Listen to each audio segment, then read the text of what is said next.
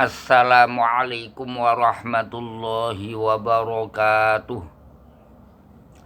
Bismillah, alhamdulillah alladzi hadana littiba'il kitab was sunnah. Wassalatu wassalamu ala sayyidina Muhammadin khairil bariyah wa ala alihi wa ashabihi wa man tabi'a syari'atah, amma ba'dah. Mari kita merenung sejenak. Kita ingat-ingat tentang asal usul kejadian kita dengan harapan setelah kita selalu ingat dengan apa yang menjadi asal usul kita, kita bisa dengan mudah saling memaafkan sebagaimana ajaran agama Islam. Kita diciptakan Allah dalam keadaan dhaif, khuliqal insanu dhaifa. Kecuali dhaif, tidak tahu apa-apa. Wallahu akhrajakum min butuni ummahatikum la ta'lamuna syai'a. Kita diciptakan pada saat kita dalam kandungan ibu kita. Kemudian pada saatnya kita dilahirkan dari kandungan ibu kita menuju alam dunya. Pada saat meninggalkan alam kandungan menuju alam dunya melalui jalan yang sangat indah. Awet di sana jalan pegunungan, ada sungai, ada pepohonan. Sehingga kalau kita pada saat itu sudah kuat, pada saat itu kita sudah tahu mana yang indah, mana yang belum indah, tentu kita akan berhenti sejenak untuk melihat pemandangan yang sangat indah, akan rekreasi sejenak, melepaskan penat dari gua garbane ibu kita menuju alam dunya. Akan tetapi kalau itu yang terjadi, tentu sambate ibu kita bukan main. Karena apa? Ketika bayi terlahir berhenti sejenak, maka ibu kita syukur hanya semaput bisa kehilangannya nyawa. Di sini pentingnya, di sini besar hikmahnya kita terlahir dalam keadaan belum mampu atau dhaif, juga belum tahu apa-apa.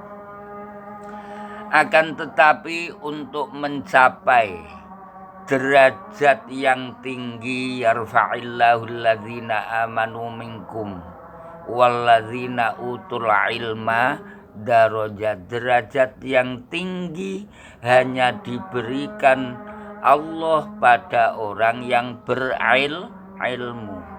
Orang yang berilmu diberi Allah kedudukan yang tinggi karena hanya orang yang berilmu yang mampu takwa pada Allah Subhanahu wa ta'ala. Innama yakhshallah min ibadihil ulama. Kita terlahir dalam keadaan dhaif, tidak tahu apa-apa, akan tetapi Allah memberi bekal kepada kita yang apabila kita gunakan semaksimal mungkin, sebaik mungkin untuk mencari ilmu. Bekal itu insya Allah sangat mendukung. Lah bekal yang diberikan Allah kepada kita untuk mencari ilmu itu apa? Dawe Allah, wa ja'ala lakumus sam'a. Allah memberikan kita berupa pendengaran, wal absara dan penglihatan, wal afidata dan hati, akal, pikiran. La'allakum tashkurun, dengan harapan kita bisa bersyukur menggunakan bekal dari Allah, digunakan untuk mencari ilmu. Setelah mendapatkan ilmu, kita bisa takwa. Setelah takwa, derajat kita diangkat Allah Subhanahu wa ta'ala. Kecuali kita diberi bekal berupa pendengaran, penglihatan, hati, akal, pikiran, kita dianjurkan untuk saling berhubungan. Ya ayyuhan nasu inna khalaqnakum min dzakari wa unsa wa ja'alnakum syu'uban wa qabaila lita'arafu inna akramakum 'indallahi kita dianjurkan saling berhubungan dengan tujuan apa? Agar kita saling membantu, karena tadi dijelaskan kita dhaif, agar mengurangi, agar mampu untuk mencapai derajat takwa, kita harus saling membantu. Dawe Allah, ta'awanu 'alal birri wat taqwa. Kita juga harus tolong menolong, bantu membantu untuk meninggalkan maksiat. Wala ta'awanu 'alal birri wala ta'awanu 'alal ismi wal udwan. Ta'awanu 'alal birri wat taqwa wala ta'awanu 'alal ismi wal udwan. Kalau membantu untuk menciptakan maksiat tidak boleh, tapi membantu untuk menghindari maksiat itu kewajiban. Itu perintah Allah Subhanahu wa ta'ala. Ketika kita melaksanakan ta'aruf, melaksanakan bantu-membantu, kita berhubungan dengan sesama, suatu saat terjadi bentian, suatu saat terjadi kesalahan. Bentian, kesalahan itu yang bisa merugikan, mengecewakan dengan sesama. Ketika suatu saat kita terlanjur melakukan kesalahan, terlanjur melakukan bentian dengan sesama sehingga merugikan teman kita, maka Allah memaklumi. Karena apa? Karena kita memang diciptakan Allah dalam keadaan dhaif, sehingga wajar-wajar saja kalau kita berbuat salah. Akan tetapi Allah memberi tenggang waktu maksimal 3 hari, sehingga sebelum 3 hari Allah mewajibkan kita, Allah menganjurkan kita, ketika kita salah cepat-cepat menyadari kesalahan. Setelah menyadari kesalahan, mengakui kesalahan. Setelah mengakui kesalahan, minta maaf. Walladzina idza fa'alu fahishatan aw zalamu anfusahum dzakarullaha fastaghfaru lidzunubihim wa may yaghfiru dzunuba illallah wa lam yusirru ala ma fa'alu al-ayah. Lah kemudian untuk orang yang dirugikan bagaimana? Anjuran Allah, wal ya'fu wal yasfahu. ketika teman kita merugikan kita, kita jengkel, kemudian teman kita minta maaf, maka anjuran Allah kita harus mau memaafkan. Setelah memaafkan, saling berjabat tangan, itu anjuran Allah Subhanahu wa ta'ala. Makanya kemarin di berita televisi diberitakan ada seseorang yang suka dengan masakan Padang, termasuk rendang dan sebagainya. Setelah itu mempunyai ide untuk berjualan masakan Padang. Barangkali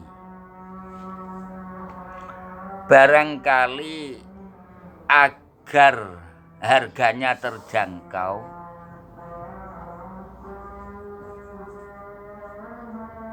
dia mempunyai ide bahan yang dimasak dari daging babi. Padahal dia jelas tahu kalau masakan Padang semuanya atau minimal mayoritas, bisa dikatakan semuanya, dari bahan makanan yang halal. Setelah membuka usaha melalui online agar menarik konsumen, dia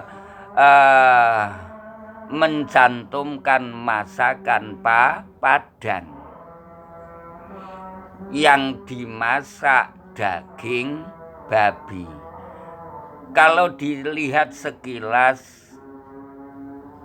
dia sudah berusaha jujur yang dimasak masakan daging babi. Konsumen tidak dirugikan, akan tetapi mencantumkan masakan Padang, sehingga orang-orang yang berjualan dengan bumbu khas Padang yang terbiasa menggunakan bahan halal merasa dirugikan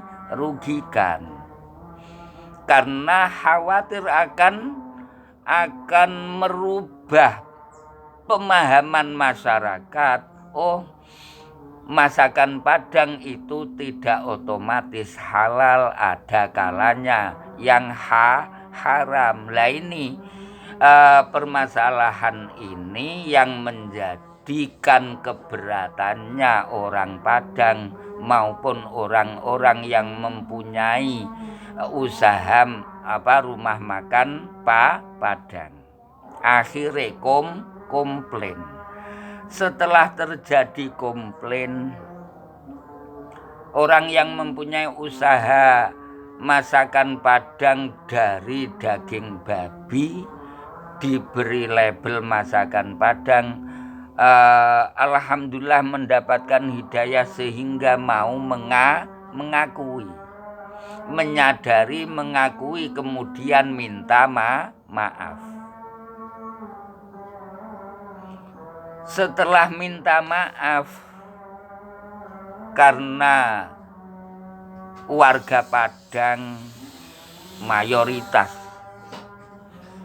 itu memegang teguh adat istiadat Padang yang berdasarkan Al-Quran atau memegang teguh ajaran agama Islam, termasuk Syekh Syuyuhina Syekh Muhammad Yasin bin Isa Al-Fadani, itu aslinya juga dari Padang.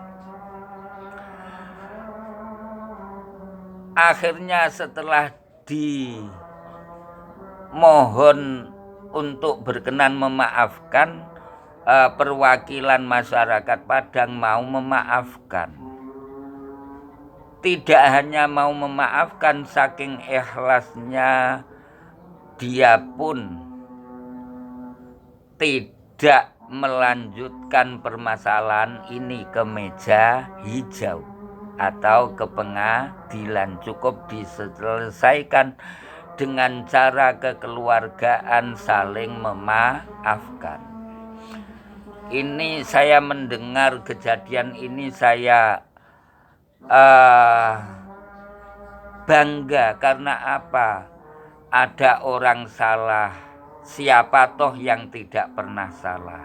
Setelah mendapatkan peringatan bahwa tindakannya salah, akhirnya mau mengakui kesalahan, akhirnya minta maaf. Ini sesuai anjuran agama Islam. Yang merasa dirugikan dimintai maaf, memberi maaf. Ini sesuai anjuran Islam. Justru kalau ada orang bilang sudah saya maafkan, tapi tentang hukum biar berjalan sesuai hukum yang berlaku, itu menunjukkan itu sudah baik tapi belum sempurna, menunjukkan masih ada benih-benih yang harus diselesaikan. Akan tetapi saya merasa sedih ketika mendengarkan salah satu komentar dari komentator tentang masalah ini, yang kalau tidak dicermati mungkin bisa menimbulkan atau bisa menyulut emosi. Saya tidak mempunyai kapasitas membenarkan atau menyalahkan orang yang menanggapi. Akan tetapi perkenankan saya mohon, siapapun yang menanggapi masalah ini, wong kedua belah pihak sudah saling memaafkan. Ketika menanggapi, saya mohon tanggapilah dengan baik, sekiranya bisa menyejukkan, sekiranya bisa mendamaikan. Jangan sekali-kali menanggapi yang sekiranya justru malah membuat ruwet, membuat gaduh. Itu permohonan saya lah. Kadang orang semacam itu ngakunya Pancasilais, ngaku Pancasilais, tapi ketika menanggapi justru malah menimbulkan perpecahan. Padahal dalam Pancasila ada sila persatuan Indonesia. Mereka hanya berpegang apa yang ada dalam hukum tanpa mempertimbangkan ketika hukum ini ditegakkan nanti akan pecah belah atau akan damai. Maka menurut pendapat saya lebih suka bertindak yang menimbulkan perdamaian, dan itu ajaran Pancasila Persatuan Indonesia. Coba kamu pelajari.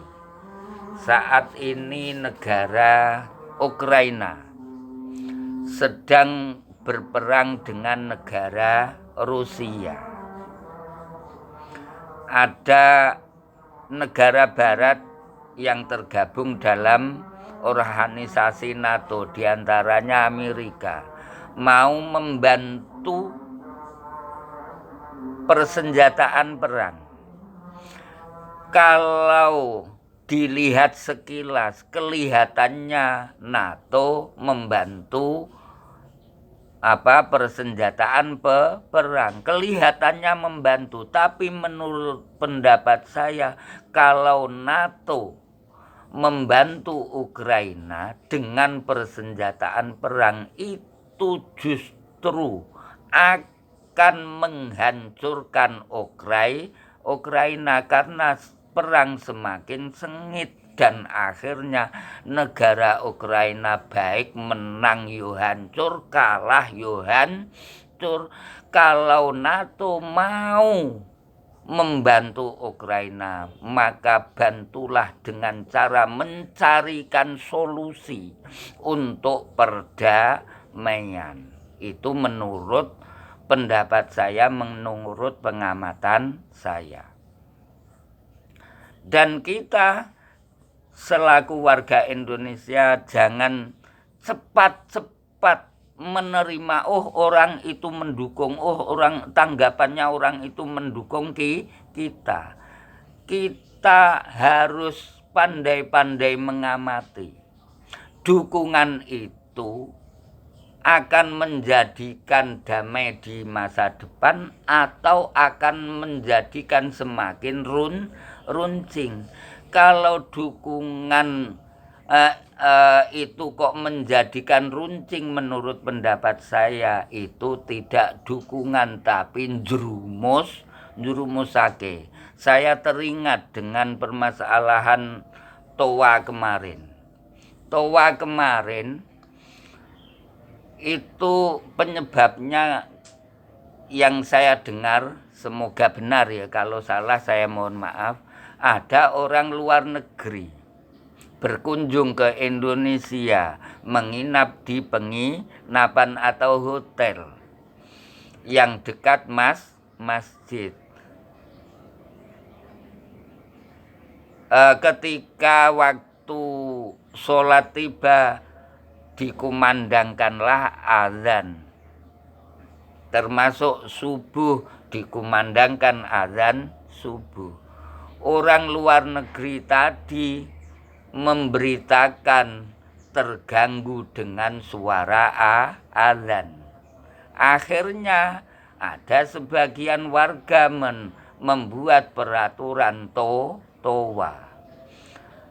Karena peraturan toa ini pro kontra, ada yang pro, ada yang kontra. Akhirnya bertengkar padon di dunia maya atau berita-berita televisi dan sebagainya, bahkan sudah merambat di pengajian-pengajian umum. Setelah itu saya sempat mengamati, ada salah satu channel yang selalu menyoroti masalah ini, dan di channel tersebut ada orang yang menanggapi. Saya pernah tergeliti, akhirnya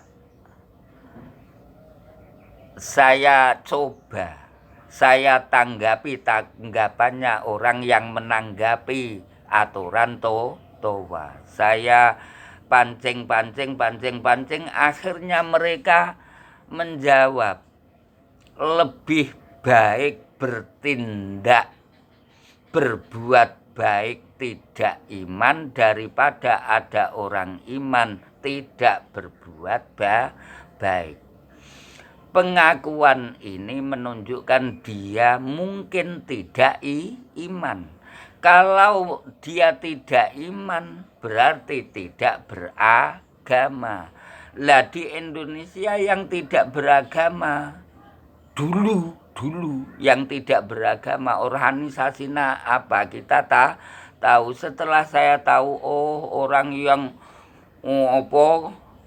ngubupi itu ternyata salah satunya ada orang yang seperti itu.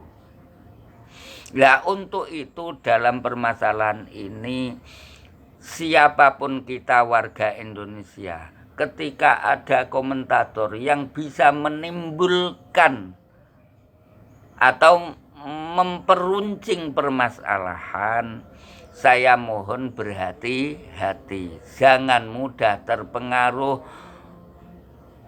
Kesimpulannya kita harus menjaga perdamaian di Indonesia. Akhirnya Indonesia, warga Indonesia tenang dalam beribadah, tenang dalam mencari nafkah, akhirnya menjadi negara baldatun thayyibatun warabun ghafur. Barangkali ada kesalahan, saya jujur tidak niat nyinggung siapa-siapa.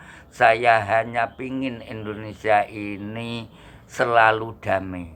Akan tetapi sekali lagi, saya apabila nyinggung saya mohon maaf. Wabillahi taufiq wal hidayah wal afu minkum. Assalamualaikum warahmatullahi wabarakatuh.